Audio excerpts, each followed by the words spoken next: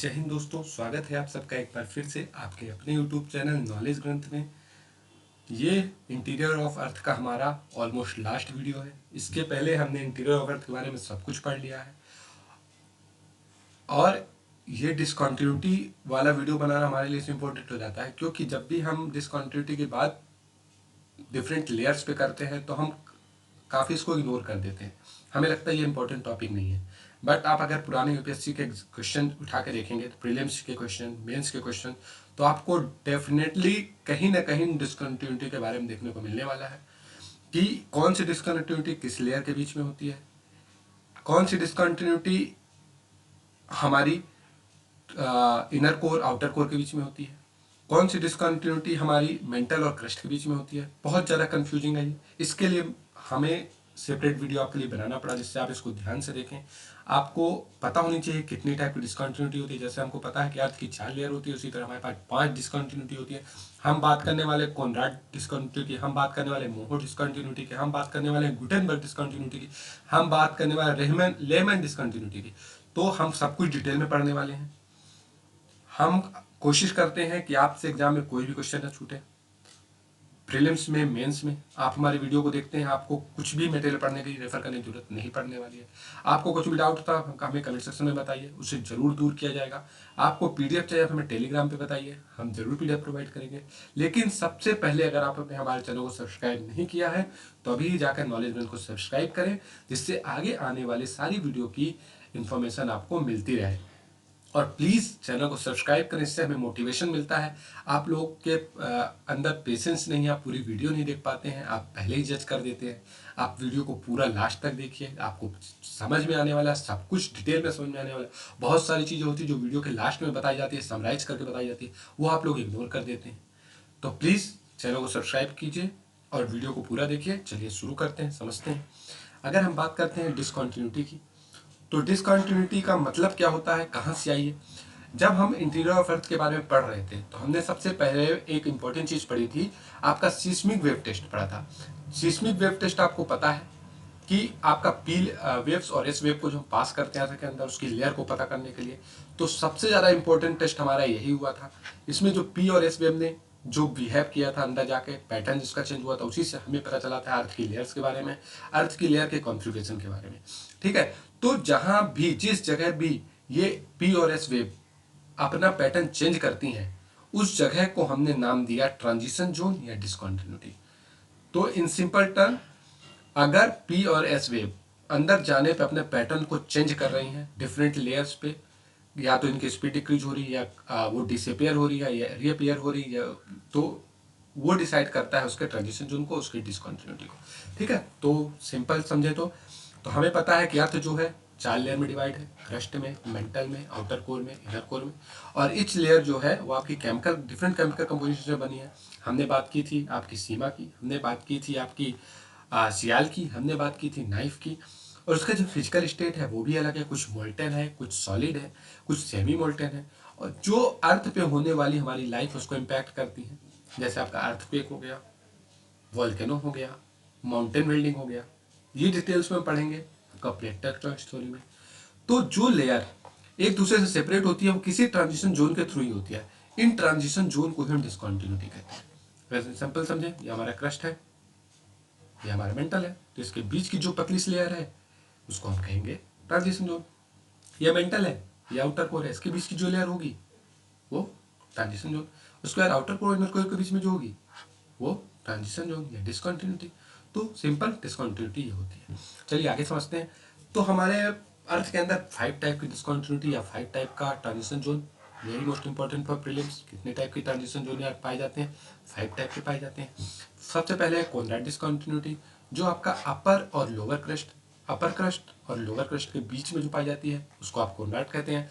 मोहो discontinuity जो आपका पाई जाती है क्रस्ट और मेंटल के बीच में, क्रस्ट के बाद आपका मेंटल आता है तो उसके बीच में जो पाई जाती है उसको मोहो कह दिए।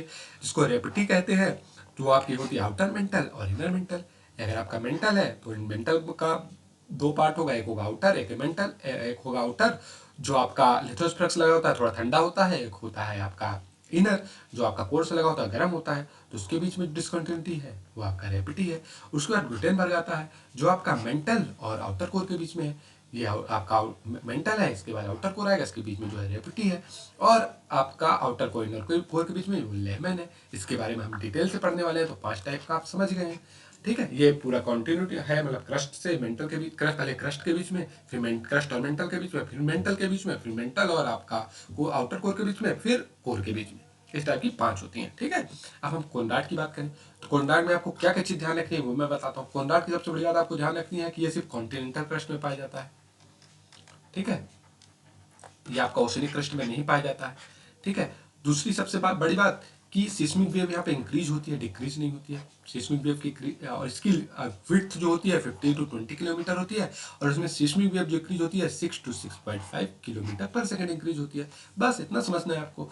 ये एक सिस्मोलॉजिस्ट है विक्टर कोनराड, उनके नाम पे पढ़ा, ये आपको ध्यान रखने की जरूरत नहीं है, बट इतना ध्यान रखने की जरूरत है, ये आपको बॉर्डर करता है बिटवीन अपर कॉन्टिनेंटल क्रस्ट और लोअर वन।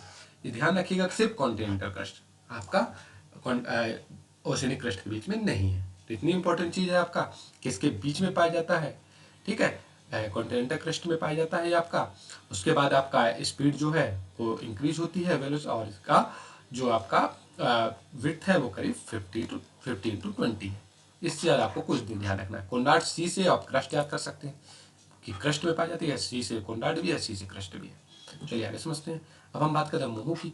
मोहू में आपको क्या ध्यान रखना है, ये क्रस्ट और मेंटल के बीच में पाई जाती है, इसको मोहू कहते हैं। मोहू डिस्कंटिन्यूटी एंड्रिजा मोहोरोविक ने डिस्कवर की थी। ठीक है, 1909 में। इसकी डेप्थ जो है वो करीब 35 किलोमीटर नीचे होती है किससे, कॉन्टिनेंटल क्रस्ट के, और 8 किलोमीटर नीचे होती है ओशनिक क्रस्ट की। ये इंपॉर्टेंट है आपके लिए कि मोहू जो होती है एम से स्टार्ट है, मेंटल एम से स्टार्ट है, मेंटल में पाई जाती है, बट ये दोनों में ओशनिक और कॉन्टिनेंटल क्रस्ट दोनों में पाया जाता है।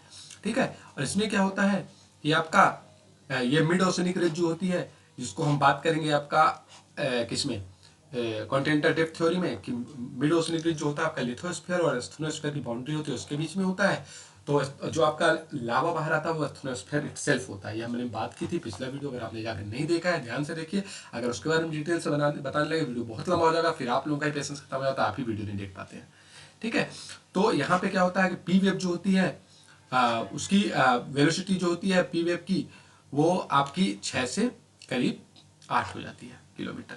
ठीक है, और ये जो होता है 500 किलोमीटर ठीक होता है। तो इतना आप ध्यान रखिए कि ये मेंटल में पाई जाती है, ओशिनिक और आपका कॉन्टिनेंटल क्रस्ट दोनों में पाई जाती है, और यहाँ पे जो होता है इसकी पी वेव की वेलोसिटी जो है इंक्रीज हो जाती है जस्ट इसके नीचे। ठीक है, अब हम बात करें गुटेनबर्ग की, बात कर लेते हैं। गुटेनबर्ग की अगर बात करें तो गुटेनबर्ग आपका मेंटल और कोर के बीच में सबसे ज़्यादा इंपॉर्टेंट जो पूछा जाता है आपसे, किसके बीच में, तो मेंटल और कोर के बीच में पाई जाती है। ठीक है, 1912 में विचर्ट गुटेनबर्ग ने इसको डिस्कवर किया, इतना इंपॉर्टेंट नहीं है। ये करीब 2900 किलोमीटर, जैसा कि आपको पता है मेंटल जो खत्म हो जाता है करीब 2900 किलोमीटर पे। ठीक है, और इस जोन में आपका वेलोसिटी पी की जो वेलोसिटी है वो डिक्रीज हो जाती है और एस डिसअपीयर हो जाती है। जैसे कि हम पढ़ रहे थे सिस्मोलॉजिस्ट के बारे में, जब पढ़ रहे थे कि अर्थ को कैसे पता किया, अर्थ की लेयर को, तो हमने एक सिस्मिक वेव जो दो सिस्मिक वेव ट्रांसमिट की थी, एक थी पी और एस। पी जो थी वो सॉलिड और लिक्विड दोनों में पास हो जाती थी, एस जो है सिर्फ सॉलिड में पास होती थी। पी की जो स्पीड थी वो एस में हाई रहती थी और लिक्विड में कम हो जाती थी। वही बोल रहा है कि आपका पी जो है वेलोसिटी वहाँ डिक्रीज हो जाती है नीचे गुटेनबर्ग में, क्योंकि ये लिक्विड फेज आ जाता है, बिकॉज ये कोर के साथ लगा हुआ है, और एस जो है वो डिसअपीयर हो जाता है क्योंकि ये लिक्विड है, इसमें एस वेव पास नहीं होती है। और ये नैरो होता है, बहुत 5 to 8 किलोमीटर वाइड करीब होता है, और ये हीट डिवेक्ट कन्वेक्शन है। क्योंकि बिकॉज हीट डिवेन कैसे है, क्योंकि आप जब नीचे जाते हैं तो आपका टेम्परेचर बढ़ता जाता है, क्योंकि कोर का टेम्परेचर नियर 5000 डिग्री सेल्सियस होता है, तो उसके ऊपर वाला जो लेयर जस्ट लगता है मेंटल का बहुत ज़्यादा गर्म होता है, और उसके ऊपर जो ट्रांसमिट होता है उसको कन्वेक्शन करंट बोलते हैं। इसके बारे में मैंने पढ़ा है डिटेल्स में, अगर आपने नहीं देखा है तो पीछे वीडियो में जाके देखिए। ठीक है, तो इसके कहने का मतलब यही है कि जैसे जैसे अर्थ के अंदर हीट इंक्रीज होती है धीरे धीरे डिसिपेट हो जाता है, और मोल्टन कोर जो है वो अर्थ का सॉलिडिफाइड सिंक होकर इतना ज़्यादा हार्ड हो जाता है, सॉलिड हो जाता है। ठीक है, इसलिए आप देखेंगे इनर कोर जो होता है सबसे ज़्यादा सॉलिड और सबसे ज़्यादा डेंस होता है। चलिए आगे समझते हैं। हम बात करेंगे रेवटी डिस्कंटिन्यूटी की। रेवटी डिस्कंटिन्यूटी किसके बीच में आता है, आपको पता होना चाहिए, आउटर मेंटल और इनर मेंटल के बीच में। ठीक है, ये बहुत कम पूछा जाता है, बट लेमन डिस्कंटिन्यूटी बहुत ज़्यादा पूछा जाता है, बहुत ज़्यादा क्वेश्चन में रहता है। आपका प्रीलिम्स में बहुत ज़्यादा बार से क्वेश्चन पूछे गए हैं कि आपका ट्रांजिशन जोन जो है आउटर और इनर कोर के बीच में, कोर को हमने डिवाइड किया 2 पार्ट में। हमने बात की थी 5th इनर कोर की भी, जो आपको आज नहीं पता है लेकिन 2 साल बाद आपको पता चलने वाला है कि इनर कोर के अंदर भी एक कोर है, इनर कोर। उसके बाद आप पढ़ने वाले हैं कि अर्थ में 5 कोर होते हैं, बट अभी जब तक उसके ऊपर थीसिस नहीं आ जाती है, प्रिंट पब्लिश नहीं हो जाता है, आप सिर्फ 4 कोर के बारे में पढ़ते हैं, ठीक है। तो लेमन डिसकंटिन्यूटी जो होती है वो करीब आपकी आउटर और इनर कोर के बीच में होती है। यहाँ पे पी वेव और एस वेव जो होती है वो डेप्थ 220 किलोमीटर की में एब्रप्ट हो जाती है। एब्रप्ट मतलब उसका ब्रेकअप हो जाता है। तो ठीक है, ये कॉन्टिनेंट्स में पाई जाती हैं बट ओशियन में नहीं पाई जाती, नॉर्मली नहीं पाई जाती हैं। तो ये भी इंपॉर्टेंट है आपका लेमन। तो इसमें आप समझ लेते हैं ये अर्थ का एक क्रॉस सेक्शन कटिंग है। इसमें आप देखेंगे सबसे ऊपर आपका क्रस्ट होता है, उसके नीचे अपर मेंटल होता है, उसके नीचे मेंटल होता है, उसके पीछे आउटर कोर होता है, उसके नीचे इनर कोर होता है। तो कोंडा डिसकंटिन्यूटी जो पाई जाती है वो आपकी पाई जाती है किसके बीच में, अपर एंड लोअर क्रस्ट के बीच में। मोहो डिसकंटिन्यूटी की अगर बात करें तो लोअर और अपर मेंटल के बीच में। रेपटी डिसकंटिन्यूटी की बात करें तो अपर और लोअर मेंटल के बीच में। गुटेनबर्ग की बात करें तो लोअर मेंटल और आउटर कोर के बीच में। और लेमन की बात करें तो आउटर और इनर कोर के बीच में। बहुत ज़्यादा वेरी मोस्ट इंपॉर्टेंट इस पर लिख लीजिए, इसको कहीं पर आप स्क्रीनशॉट ले लीजिए या तो हमें आप मैसेज कीजिए, हम उसका आपको पीडीएफ भेज देंगे। आशा करता हूँ ये वीडियो आपको समझ में आया होगा। अगर आपको ये वीडियो समझ में आया है तो हमें लाइक करें, सब्सक्राइब करें, इससे हमें मोटिवेशन मिलता है। हमें आप कमेंट सेक्शन में बताएं आपको वीडियो कैसा लगा। और आशा करता हूँ कि आपने हमारे चैनल को सब्सक्राइब कर दिया होगा। Thank you very much for watching. God bless you.